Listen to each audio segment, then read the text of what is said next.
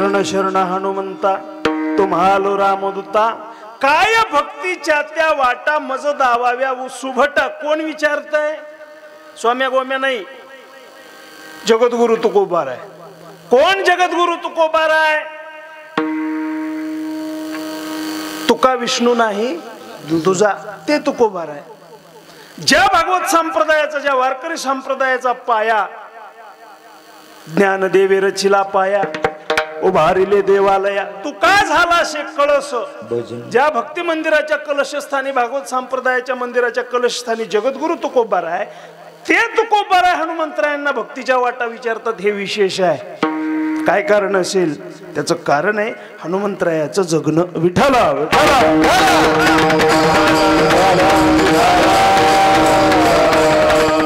काय विशेष कर्म केलं हनुमंतरायांनी जीवनामध्ये?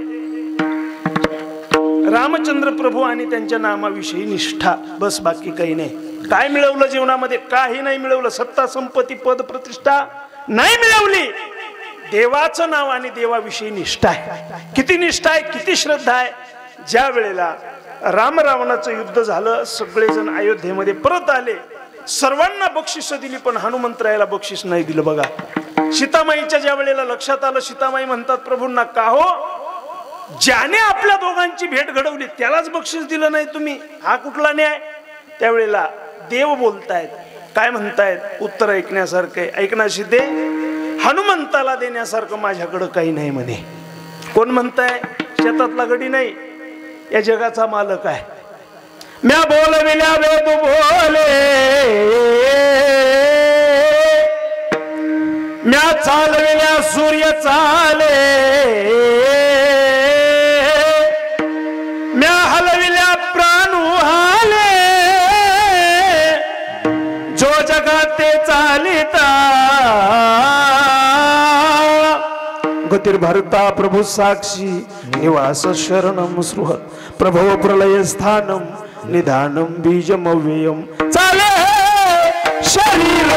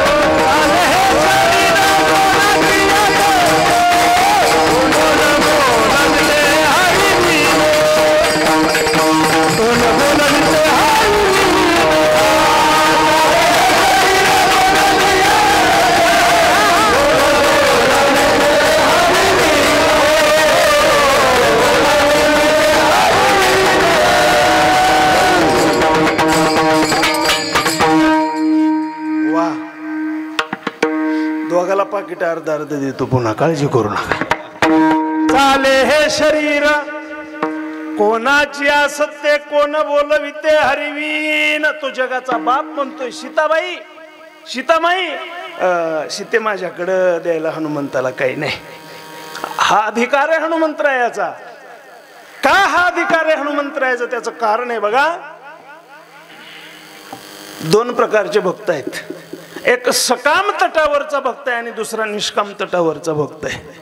सकाम तटावरचा भक्त तो आहे जो भक्ती केल्यानंतर देवाला मागून घेतो. यादीच तयार असते. शेतकरी शेतातलं मागेल, ज्याचं शिक्षण झालं तो नोकरी विषय मागेल, ज्याचं लग्न झालं नाही तो मालकीनी विषयी मागलाय का नाही?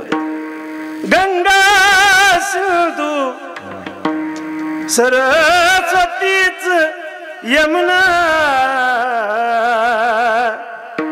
गोदावरी नर्मदा कावेरी शरयू महेंद्र तनया चरमन्वती वेदिका. एक जण म्हणला महाराज मंगळाष्टिका कशासाठी? मला ज्याचं झालं नाही त्याला जरा बरं होईल. विठ्ठला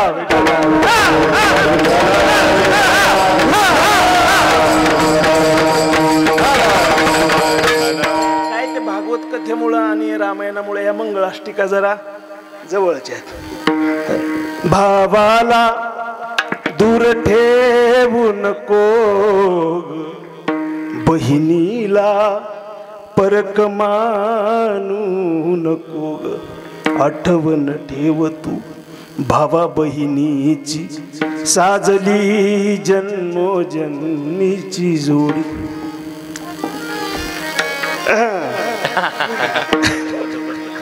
ब्रह्मसुतामध्ये गाठ बांधली, 7 जन्माची. विठ्ठला विठ्ठला विठ्ठला.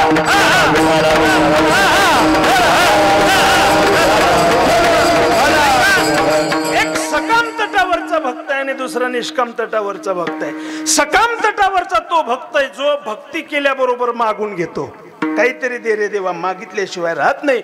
आणि निष्काम तटावरचा तो भक्त आहे जो भक्ती केल्यानंतर काहीच मागत नाही. काही मागणे हे आम्हानुचित वडिलाची रीत जाणत सो नव्हे नव्हे, कि मैं अगर कुछ मांगू तुझे पर तुम कुछ न देना मुझे, वरना आशिक नहीं मजदूर हो जाऊंगा मैं. मागणं नाही जीवनामध्ये, तो निष्काम तटावरचा भक्त आहे. आणि हनुमंतराय म्हणजे निष्काम तटावरचे भक्त आहे. रामकथेमध्ये आणखीन एक भक्त आहे बघा, केवट, जो निष्काम तटावरचा भक्त आहे. मागी नावाना केवट नाही रे माना, मागी नाव केवट नाही माना. किती हाका मारल्या पण केवट माग बघत नाही, निष्काम तटावरचा भक्त आहे.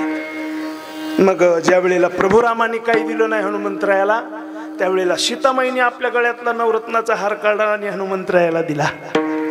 हनुमंतरायाने तो हार घेतला, एका झाडावर जाऊन बसले. एक एक रत्न फोडावं, मध्ये असं बघावं टाकून द्यावं. दुसरं रत्न फोडावं, मध्ये बघावं टाकून द्यावं. सीतामाईने ज्या वेळेला पाहिलं, धावत गेल्या म्हणे, ए हनुमंता काय करतो रे? आई साहेब या रत्नामध्ये राम आहे का पाहतो म्हणे. वेडायस का रे हनुमंता? अरे एका एका पृथ्वीच्या मोलाचं ते रत्न आहे आणि त्याला फोडतोयस तू, आणि त्याच्यात कुठं राम असतो का म्हणे. हनुमंतरायाचं उत्तर आहे, ऐका ना मग आई साहेब, जिस चीज में राम नहीं वो चीज मेरे काम की नहीं. ज्याच्यात राम नाही आम्हाला त्यावरून काय करायचं? नको हा प्रपंचाचा पसारा, नको म्हणे मला ते. मग नाहीतरी हनुमंतराय म्हणतात, आई साहेब मी याला रत्न मानायला तयार नाही. मग हे हनुमंता तुझ्या दृष्टीने काय रत्न आहे रे? त्यावेळेला हनुमंतरायाने दिलेलं उत्तर गोड आहे. हनुमंतराय म्हणतात, मी या विश्वामध्ये फक्त 2च वस्तूला रत्न मानतो, एक देव आणि देवाचं नाम. रामरत्नम महम जानी कौशल्या गर्भसंभवम. कौशल्या मातेच्या उदरातून ज्या प्रभूने जन्म घेतला तो राम एक रत्न आहे आणि त्याचं नाम हे एक रत्न आहे. विठ्ठल.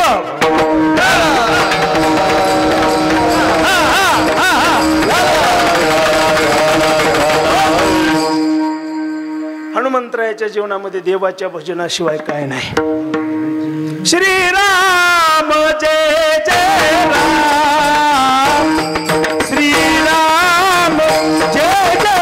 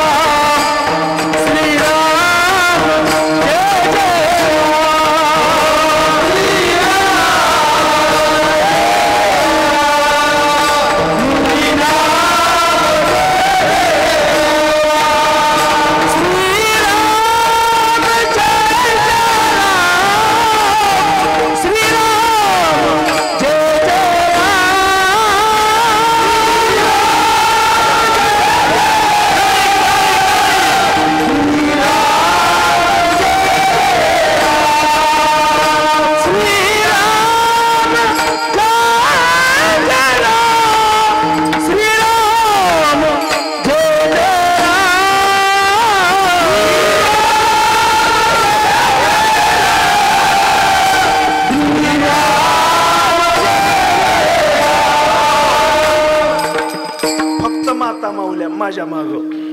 श्रीराम जय जय राम, श्रीराम जय जय राम.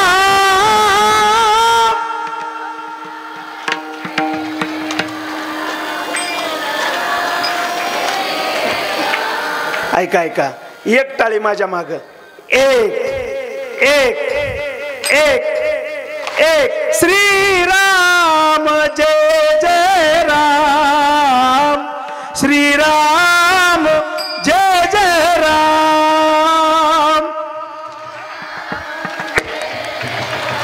एक एक. ऐका, टाळीन म्हणणं सोबत आलं पाहिजे, उग त्या मुंगळ्यावणी करू नका. श्रीराम जय जय राम, श्रीराम जय जय राम. असं पंक्तीला काय आयटम होता? बुंदी होती का? विठ्ठला विठ्ठला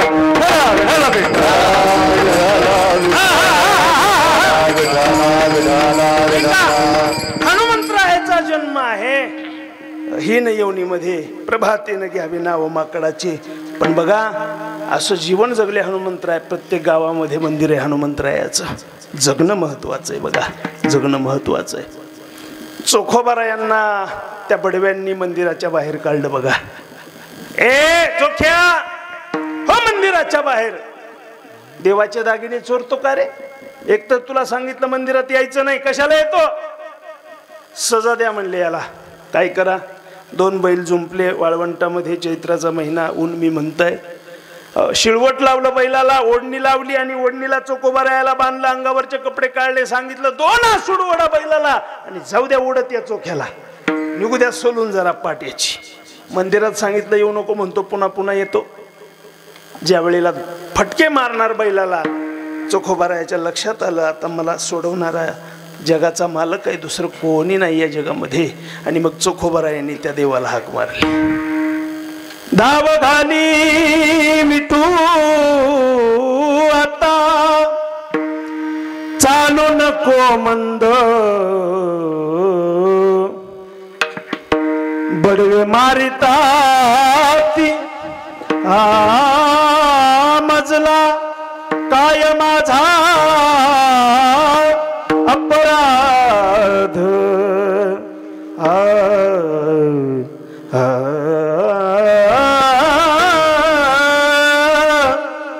विठोबाचा हार तुझ्या कंठी कैसा रे आला, शिव्या देती का बा म्हणती देव बाटविला.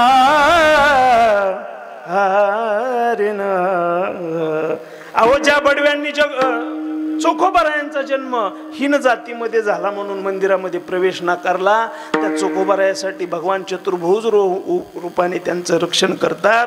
हा अधिकार त्यांच्या कर्माचा आहे. विठ्ठल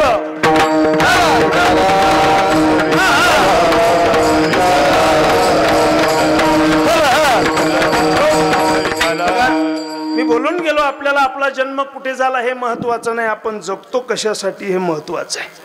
बघा, तुम्हाला जर देवासाठी, देशासाठी, धर्मासाठी जर जगता आलं ना, तर तुमची कीर्ती झाल्याशिवाय राहत नाही. बघा, देव देशन धर्मा, देव देशन धर्मा पायी प्राण घेतल हाती. शुर सरदार आम्हाला काय कुणाची भीती. शुर आम्ही सरदार आम्हाला काय कुणाची भीती. ऐका, जे देवासाठी जगले, जे देशासाठी जगले, जे धर्मासाठी जगले ना, महाराज त्यांना धन्यता देतात. अभंगाचं पहिलं चरण. आपुली अहिता जो असे जागता, आपुली अहिता जो असे जागता,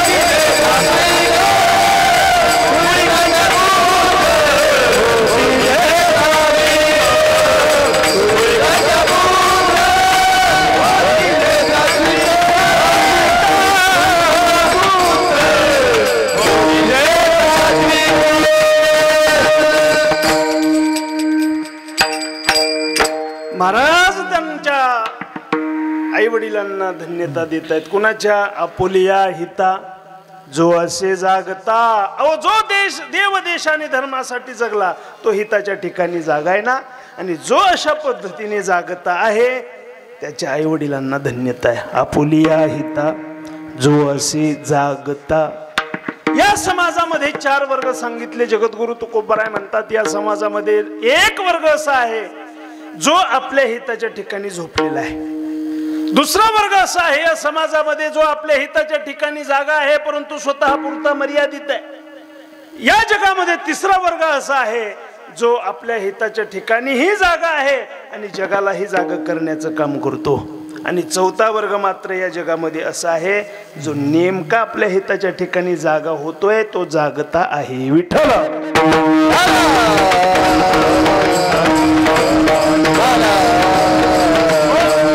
चारी वर्गाचं क्रमाक्रमानं चिंतन करूया आणि पुढे अभंगाकडे जाऊया. पहिला वर्ग सांगितला या समाजामध्ये जो आपल्या हिताच्या ठिकाणी झोपलेला आहे. बर, कशावरून ओळखायचं कोण झोपलेला कोण जागा? कशावरून ओळखायचं? का कोणाच्या कपाळावर शिक्काय का हा झोपलाय हा जागा आहे म्हणून? शास्त्रामध्ये कसं ओळखायचं सांगितलं? कार्यानुमेय. त्याच्या कार्यावरून ओळखा तो झोपलेला आहे का जागा आहे. तो काय काम करतो ह्याच्यावरून ओळखा तो आपल्या हिताच्या ठिकाणी जागा आहे का झोपलेला आहे. बरं महाराज, कळलं आम्हाला. बरं, तुम्ही लक्षण सांगा आम्हाला कोण आपल्या हिताच्या ठिकाणी झोपलेला आहे. महाराज सांगतायत प्रमाणाने. नाही ऐकिले गाईले गीत,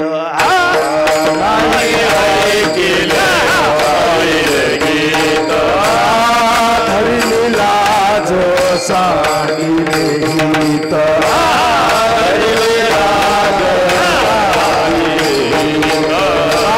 नावडे पुराण बैसले संत,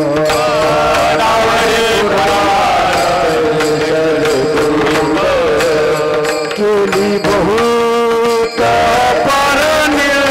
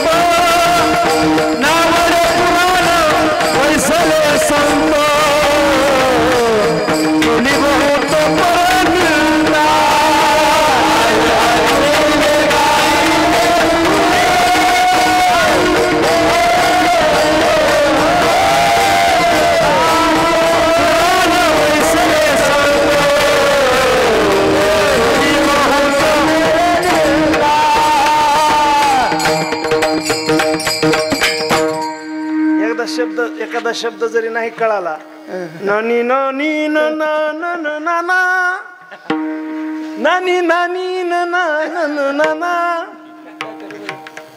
काय कळतंय कुणाला? इकडे कळतंय काय? ऐका, उग विनोदासाठी सांगितलं. कोण आपल्या हिताच्या ठिकाणी झोपलेला आहे महाराज त्याचे लक्षण सांगतायत. नाही ऐकिले गायले गीत. जो आपल्या हिताच्या ठिकाणी झोपलेला आहे कशावरून ओळखायचं? जो गाणं ऐकत नाही गाणं म्हणत नाही. कोणचं गाणं? पिक्चर मधलं का? एक तर देवासाठी गायलेलं गाणं किंवा संतांनी गायलेलं गाणं, बरं का, ते गीत आपण गायलं पाहिजे आणि ऐकलं पाहिजे. जर नाही गायलं आणि नाही ऐकलं तर समजायचं हा हिताच्या ठिकाणी झोपलेला आहे. कोणतं गीत गावं लागल महाराज? ऐका. रामकृष्ण गीती गात टाळची पुळ्या वाजवीत, छंदे आपुलिया नाचत, निज घेऊनी फिरत गा, जनिवनी अवघा देव. रामकृष्ण गीती गात त्या देवाचं नाम मुखाने गायलं. ऐका, नामचिंतनाशिवाय जीवनात पर्याय नाही. दुसरं काहीही करा, पण सगळ्यात श्रेष्ठ साधन कोणतं आहे? देवाचं नाम. बघा, सगळी प्रमाण आपल्याला पाठ आहेत.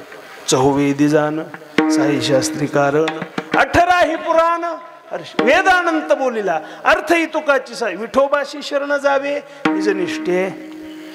श्रीमद भागवताच्या शेवटी श्लोक आहे, नाम संकीर्तनम यस्य सर्व पाप प्रणाशनम प्रणामो दुःख शमनः तन्नमामि हरिं परम.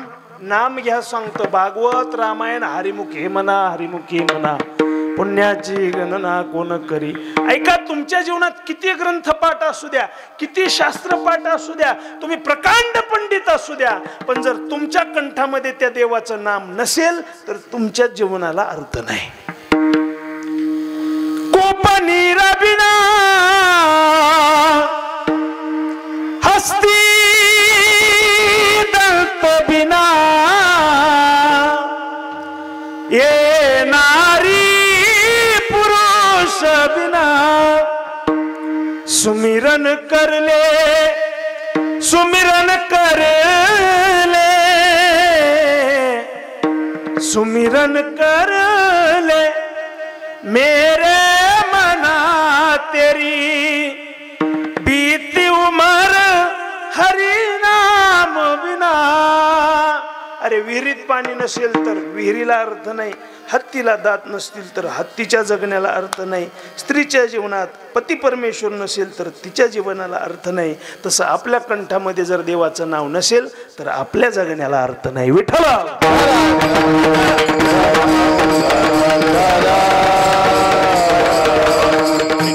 भगवान शिवजींचा कंठ का निळा झाला? एकाने प्रश्न विचारला.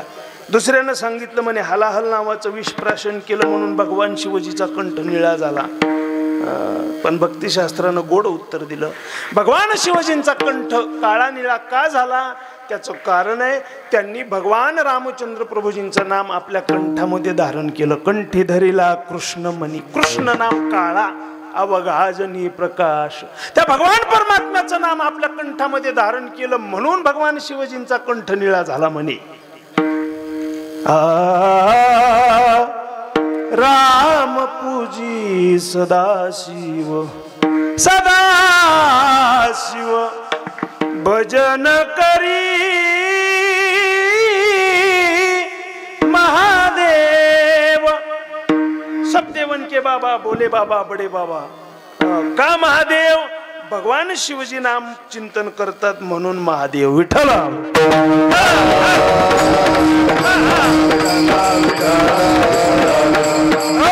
पण जर हे नाम आपण आपल्या कंठाने गात नसू किंवा कानाने ऐकत नसू तर महाराज तो आपल्या हिताच्या ठिकाणी सपशेल झोपलेला आहे. सपशेल. आमच्या इकडे एक म्हातारी बिचारी गेली, आता आयुष्य गेलं पण देवाचं नाव मुखाला नाही महाराज, अजिबात मुखाला नाही देवाचं नाव, अजिबात. गावात जरा असा अखंड हरिनाम सप्ताह उभारला ना, माहेरालाच निघून जायची सतीश बुवा, माहेरालाच निघून जायची.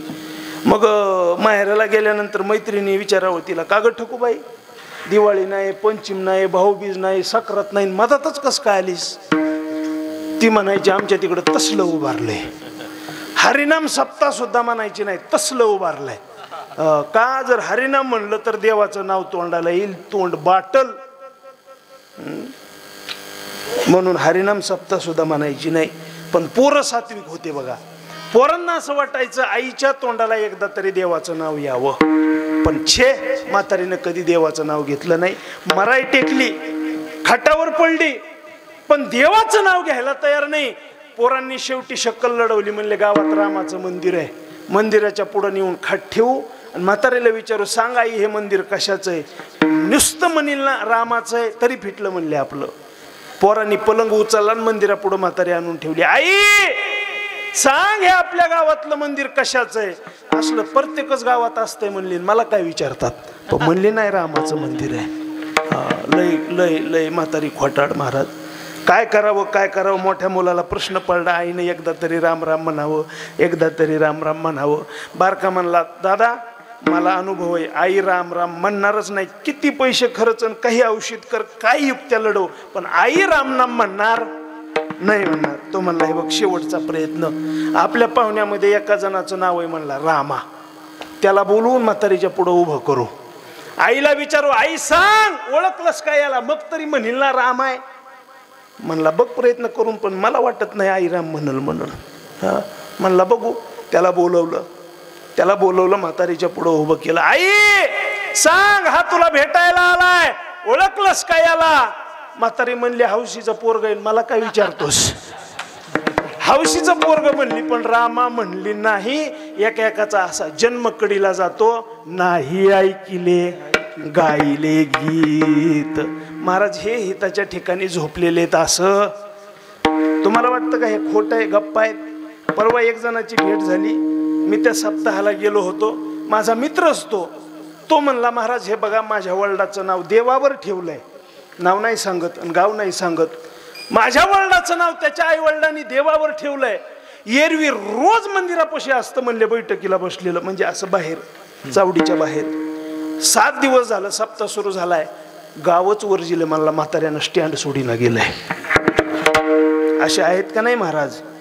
जर असे असले तर समजावं, ते आपल्या हिताच्या ठिकाणी झोपलेले नाही ऐकिले गायले गीत. धरिलेला जो सांडिले हित, जो नामचिंतनाच्या ठिकाणी लाज धरतो, समजायचं तो आपल्या हिताच्या ठिकाणी लाजू नये बरं का माणसाने. मी एकदा पंढरपूरला चाललो होतो, यात्रा स्पेशल बस होती, 50 लोक भरलेले. त्या बसमध्ये 40 वारकरी होते आणि 5च वेगळ्या पार्टीचे होते. मागच्या कडेला सीटावर बसले होते. संध्याकाळची वेळ होत होती. मी म्हटलं वारकऱ्यांना म्हणा हरिपाठ. वारकरी हरिपाठ हळूहळू म्हणायला लागले. सुंदर ते ध्यान उभे विटेवरी करकटावरी ठेवून या. म्हणलं जरा मोठ्यानं म्हणा की. एक मला हळूच म्हणला, महाराज लाज वाटते. म्हणलं उठून जरा मागच्या सीटावर बघ. 4 जणच आहेत वेगळ्या पार्टीचे. त्यांनी 52 पानी ग्रंथ काढलाय. यात्रा स्पेशल गाडीत त्यांना 52 पानी ग्रंथ उघडायची लाज वाटना. आणि पंढरपूरला जाताना यात्रा स्पेशल गाडीत आपण 40 जण आहेत, तरी हरिपाठ म्हणायची लाज वाटते. ही लाज आपलं वाटोळ करणार आहे बघा. ऐका, प्रपंचासाठी आम्ही वेडो होतो, कोणा परमार्थासाठी वेड.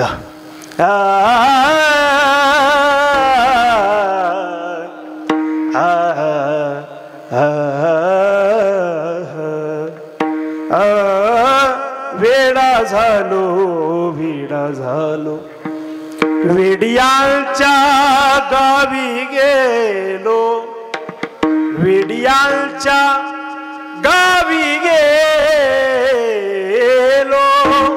वेडा झालो. मुक्ताबाई झाली वेडी, पदर प्रपंचाचा फाडी. अरे संसारासाठी वेड होण्यापेक्षा परमार्थासाठी वेड व्हा.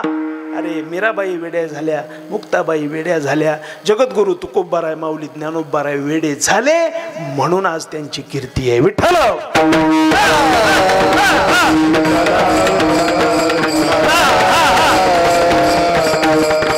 देवाचा हरिनाम घ्यायला काय लाजायचं? काय लागतं त्याला? काय पैसा वगैरे लागतो का? मनवा खेती करो हरिनाम, मनवा खेती करो हरिनाम, मनवा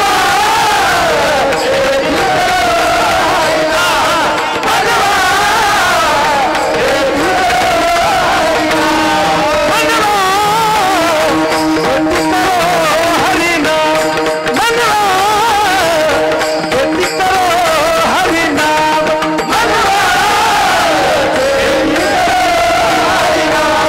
मनवा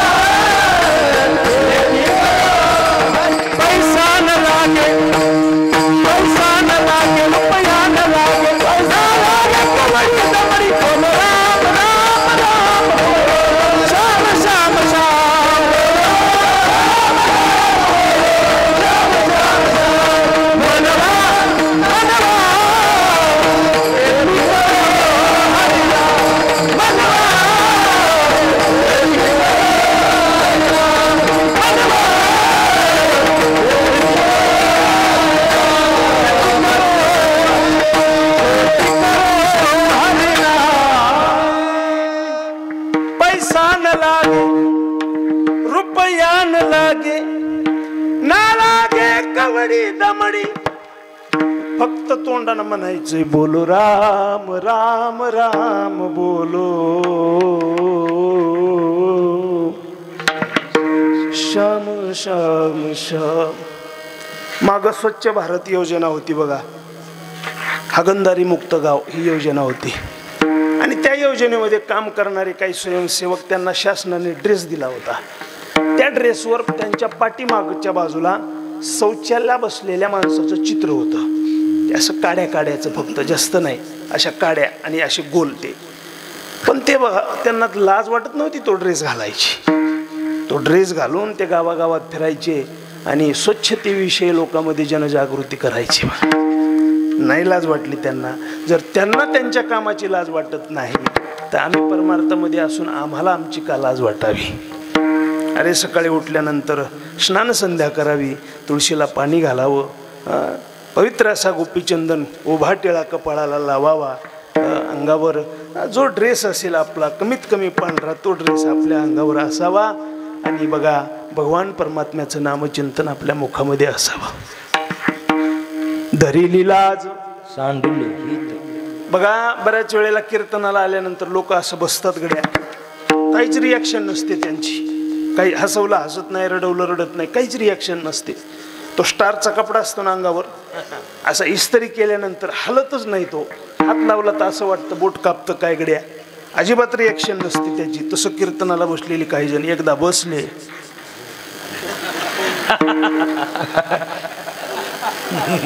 कुठून आणून बसलं, सगळ्या प्रपंचातलं टेन्शन इथं घेऊन येतं आणि आमचं कीर्तन पाडून टाकतं ते. फोडिली गोवरी तैसा दिसे तोंडावरी. महाराज म्हणतात बघा ना, पण हेच घरी गेलं ना पुढून नातरुंड यावं, पुढून नातरुंड पळत आलं की माझा बाबड्या थोबाडच फोडावायचं. लाज तेवढी नारायणी वाकडी वाणी पोरापे, वाकडी वाणी पोरापे, वाकडी वाणी पोरापे. अरे परमार्थात लाज वाटते आणि प्रपंच आनंदाने करतो तर तो आपल्या हिताच्या ठिकाणी झोपलेला आहे असं समजा. जाऊ द्या, यांच्याबद्दल किती बोललं तरी थोडंच पुण्य व्हायचंय बुवा, नाही ना पुण्य व्हायचं. ऐका, हा पहिला वर्ग आहे समाजातला. दुसरा वर्ग या समाजामध्ये असा आहे जो आपल्या हिताच्या ठिकाणी जागा आहे पण केवळ स्वतःपुरता मर्यादित आहे. त्यांना जगाचं घेणं देणंच नाही. बघा तो कोण आहे तर ते ऋषीमुनी आहेत. लोखंडाचे चणे फुटाने खाऊन तपश्चर्या करावी, झाडाला उलट टांगून घ्यावं. का गा सबतन खाइयो चुन चुन खाइयो मास, बस दो नहीं ना छोड़ दियो पिया मिलन की आस. इतकी कठीण तपश्चर्या करतात बर का, पण स्वतःपुरतं मर्यादित. माऊली ज्ञानोबराय मावळवीत विश्वभावाच्या नमनामध्ये त्यांच्याबद्दल वर्णन करतात. आत्मस्वरूपीचे इला जो, असा जो आहे ना तो दुसरा वर्ग आहे. विठ्ठल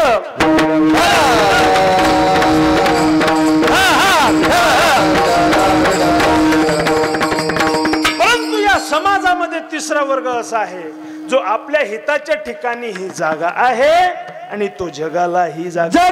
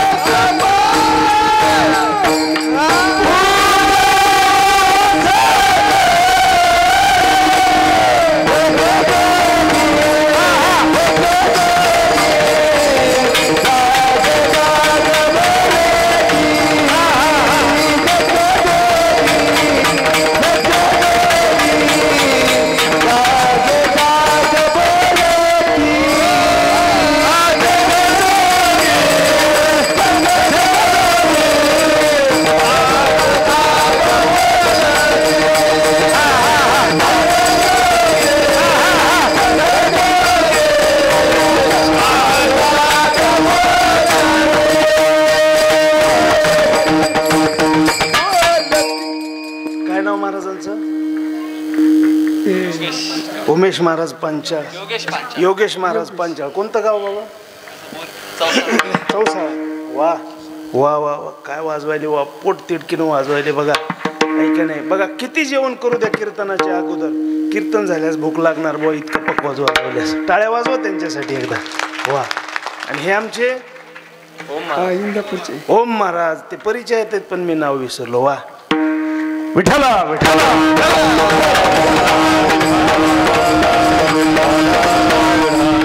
सगळी महाराज मंडळी सुद्धा, आता सर्वांची नाव मला ज्ञात नाही, परंतु आपल्या सर्वाबद्दल माझ्या मनामध्ये आदर आहे. खूप सुंदर अशा पद्धतीने आपण सर्वजण साथ करताय. जगजोगी जगजोगी जाग जाग बोलती, गावात बाहेर इंडियाळी, देवदेवीची केलीची पोळी, चरण नसता वाजे धुमाळी, ज्ञानदेवाची कांती सावळी गा. संतांचा वर्ग आहे महाराज बरं का, संतांचा वर्ग. हे आम्हाला जाग करतात बघा. आणि महाराज त्यांच्या उपकाराबद्दल काय बोलावं, वाट सांगे त्याच्या पुण्या नाही पार, होती उपकार अगणित. हा संतांचा वर्ग आहे. मज निरंतर जागवी,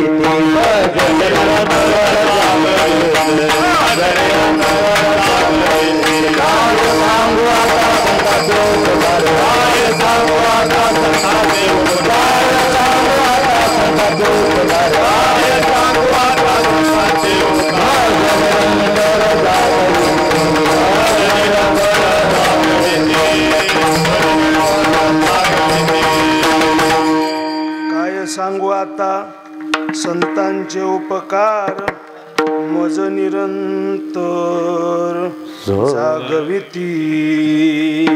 हा संतांचा वर्ग आहे महाराज. समाजाला ते स्वतःही जागे आहेत आणि समाजाला सुद्धा ते जाग करण्याचा प्रयत्न करतात बघा. विठ्ठला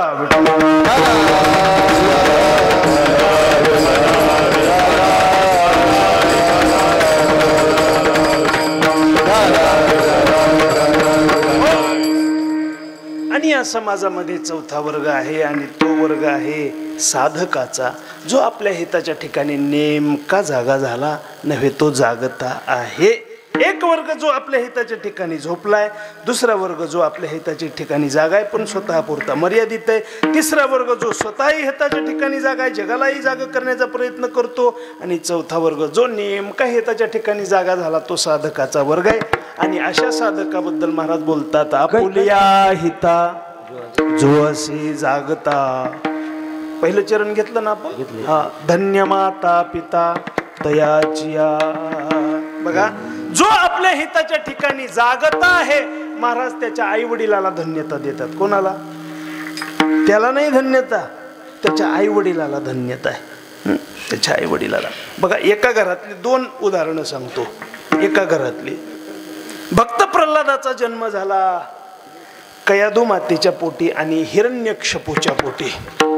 बरोबर आहे.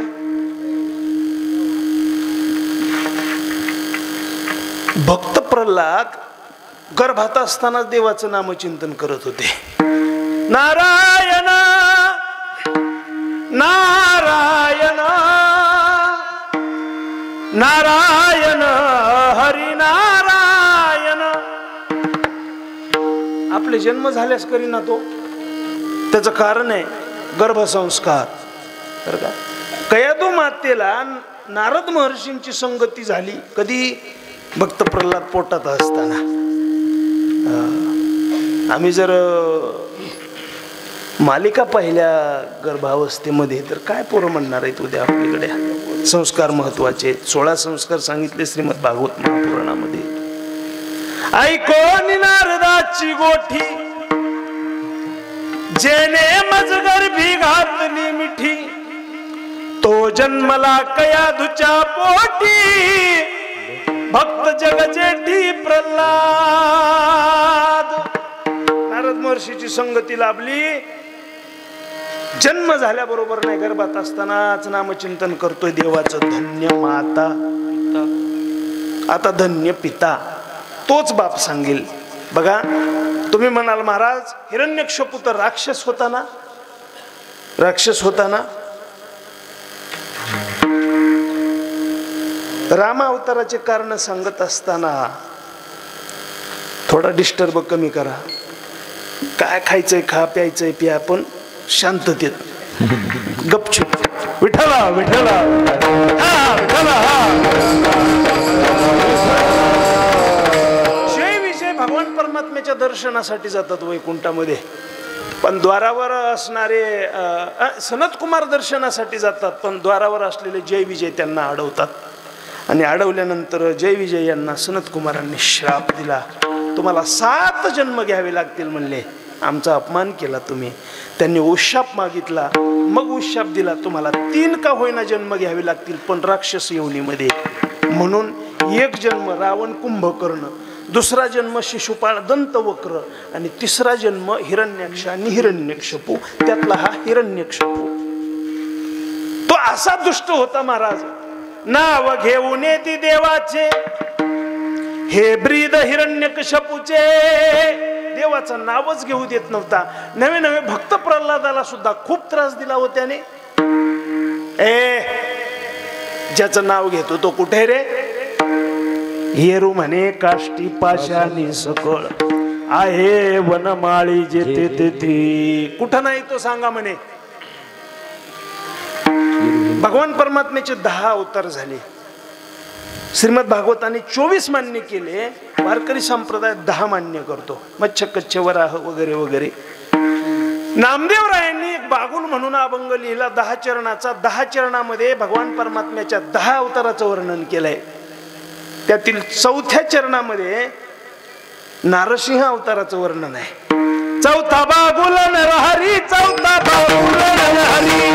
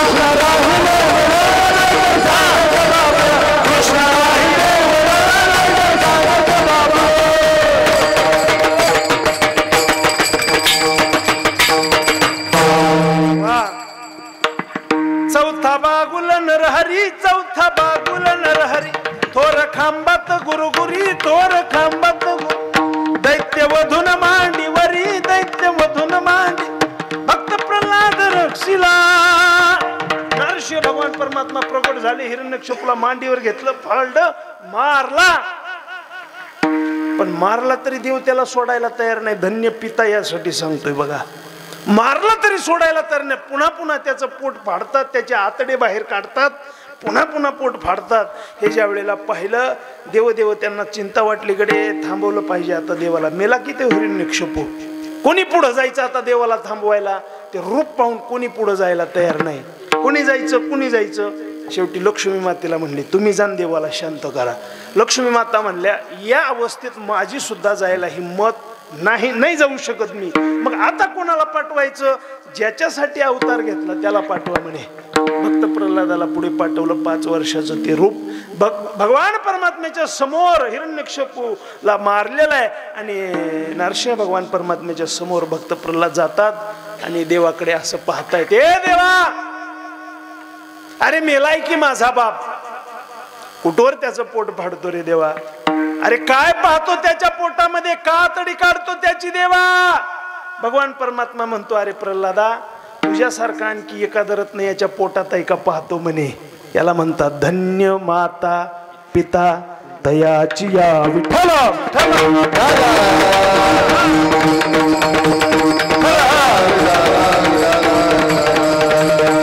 आपुलिया हिता जो असे जागता धन्य माता पिता. आई वडील तसे असले पाहिजे. आणि बघा ना, पहिल्यांदा धन्यता कोणाला दिली? माता. का पित्याला दिली? मातेलाच का दिली? माता माता असते, पण पिता एखाद्या वेळेला पिता असतो. पिता कळाला ना? 6 वाजले की लेझिम खेळतच घरीत येतो. सुधीवर येईल असं काही नाही बुवा, काही सांगता येत नाही बघा. म्हणून मातेला स्थान आहे, पित्याला नाही. बघा पूर्वीच्या काळामध्ये बालसंस्कार शिबिर नव्हते, आता निघाले ते. मुलांना संस्कार करण्याची गरज नव्हती, ते संस्कार घरीच होत होते बर का. आता मुलांना संस्कार देण्यासाठी बालसंस्कार शिबिर काढले. मला वाटतं मुलांना संस्कार देण्यापेक्षा त्यांच्या आई वडिलांना काही जणांना संस्कार देण्याची गरज आहे. बालसंस्कार शिबिराची गरज नाही. मुलं कधी बिघडतात? बाप ज्या वेळेला सांगतो पोराला बिडी पिटून आण, ती अर्धी वडीत येते. नाही, बालसंस्कार शिबिराची काय गरज आहे? धन्य माता पिता त्याच वेळेला ज्या वेळेला त्यांचं जगणं तसं असेल. विठ्ठल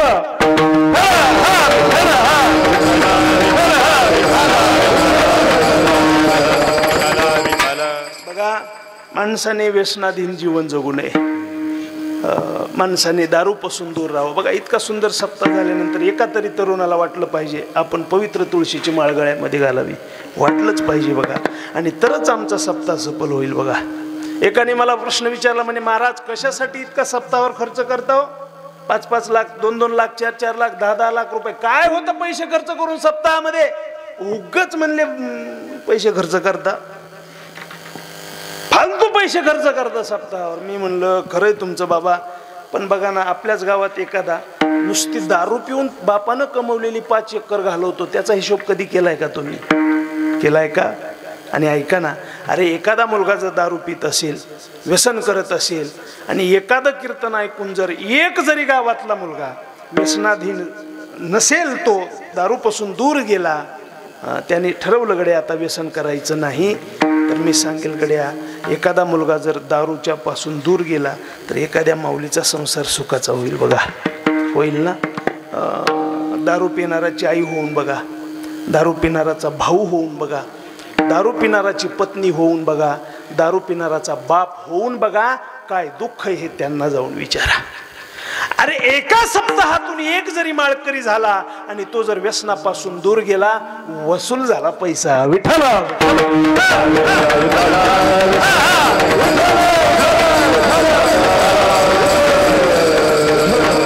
आणि ऐका ना, बघा, आई हे लेकराचं पहिलं विद्यापीठ असते बघा त्याच्या जीवनाचं. बघा, छत्रपती शिवराय घडले त्याचं कारण आहे जिजाबाई साहेब. माऊली ज्ञानोबाराय घडले त्याचं कारण आहे रुक्मिणी माता. जगद्गुरु तुकोबाराय घडले त्याचं कारण आहे कनकाई माता. आई ही लेकराच्या जीवनातलं पहिलं विद्यापीठ असते.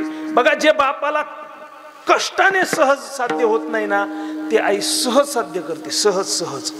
एक जण असा सर्व्हिसला होता, दुपारी सुट्टी होणार होती म्हणून डब्बा घेऊन गेला नाही.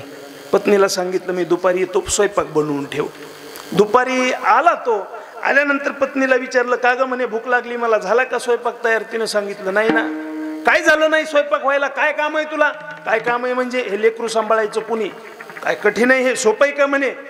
त्यानं सांगितलं काय कठीण आहे म्हणे, आणि इकडे मी सांभाळतो त्याला, कर स्वयंपाक लवकर. ते पोराला घेतलं, 5 वर्षाचं ते पोर गेलं बाहेर फिरायला. बाहेर गेल्यानंतर एक दुकान होतं, दुकानात गुळ बघितलं आणि त्या पोरानं बापाला गुळ मागितला. म्हणे पप्पा गुळ, पप्पा गुळ. त्या दुकानदाराला त्या पप्पानं गुळ मागितला. म्हणे दे रे थोडा गुळ माझ्या पोराला. त्यानं असा एवढा खडा दिला. बापानं तो खडा पोराला दिला. तो खडा घेतला, पण पोरग बापाला म्हणायला लागला पप्पा मोठा, पप्पा मोठा. आता याला काही कळ ना, म्हणे जरा मोठा गुळ द्या. त्यानं पुन्हा दुकानदाराला मागितला. म्हणले दे रे जरा मोठा खडा दे. त्या दुकानदारानं पुन्हा जरा मोठा खडा दिला. मोठा दिला तरी पोरग पुन्हा म्हणायला पप्पा मोठा, पप्पा मोठा. ते दुकानदाराला पुन्हा म्हणे हे दुकानदार जरा दे रे मोठा खडा. ती म्हणला आता फुकट नाही मिळायचं, मोजून घ्यावा लागेल. म्हणला किती देऊ? ती म्हणला पाव किलो. त्यानं पाव किलोचा खडा घेतला आणि पोराला दिला. घे म्हणे मोठा. ते पुन्हा पोरग ग बसाना पप्पा मोठा, पप्पा मोठा. असा राग आला, दिला कान साडत त्या पोराच्या. पोरग लागलं मोठ्यानं रडायला. आले म्हणले काय व्याध आहे सांभाळायचं सोपं का? नेलं घरी ना आधी लिहिलं बघ म्हणे तुझं पोरगन तू. पुन्हा दे म्हणला मला जेवायला. काय झालं? सोपं म्हणत होता ना लेकरू सांभाळायचं.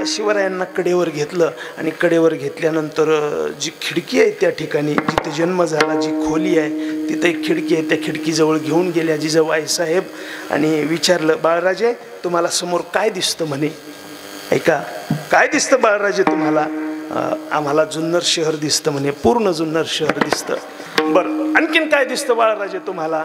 आम्हाला त्या जुन्नर शहरामधला तो भुईकोट वाडा दिसतो म्हणे.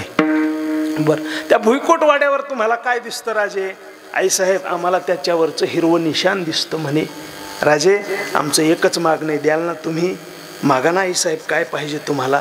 काही नको आम्हाला, तुम्ही मोठं झाल्यानंतर आम्हाला फक्त तेवढं हिरव्याचं भगवं करून द्या, बस बाकी काही नको. याला म्हणतात आई विठ्ठल.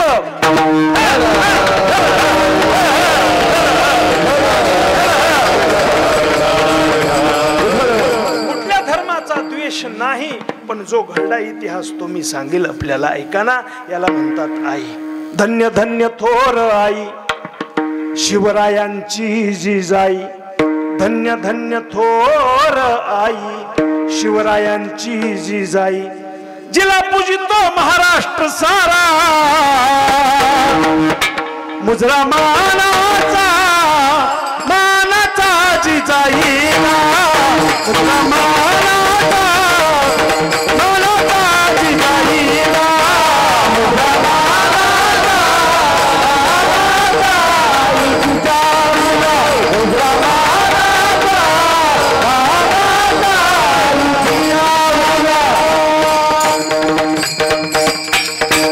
धन्य धन्य थोर आई शिवरायांची जिजाई, जिला पूजितो महाराष्ट्र सारा. का? तिनं छत्रपती शिवरायांना घडवलं म्हणून. धन्य माता धन्य पिता तयाजिया. ऐका, अभंगाच्या पहिल्या चरणामध्ये जो साधक आपल्या हिताच्या ठिकाणी जागा आहे, महाराज त्याची लोकमान्यता सांगतायत. धन्य माता पिता तयाजिया. आणि अभंगाच्या दुसऱ्या चरणामध्ये जो साधक आपल्या हिताच्या ठिकाणी जागा आहे त्याची देवमान्यता सांगतायत. कुळी कन्या पुत्र होती जे सासुरा, कुळी कन्या